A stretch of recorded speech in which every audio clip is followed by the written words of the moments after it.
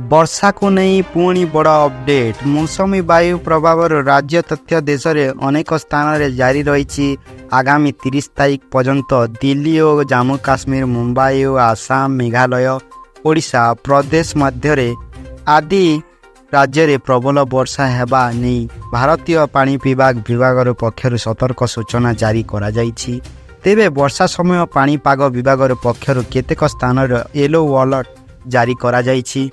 अन्यपटे आज राज्य में बदली पारे पाग वर्षा परिवर्तन विभिन्न स्थान में पाग मेघुआ रहिबा नहीं आलोकन करिसंती आंचलिक पानी विभाग केन्द्र। सक्रिय लघुचाप क्षेत्र एवं निम्नचाप रेखा प्रभाव में सारा राज्य में वर्षा लगी रही राज्य में एवं मौसमी सक्रिय रही। 24 घंटा मध्य राज्यर 2टी जिले में प्रबल वर्षा संभावना रही।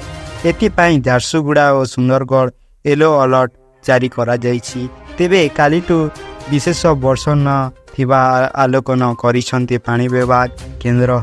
यही वीडियो देखुच माने लाइक सब्सक्राइब करि दियो।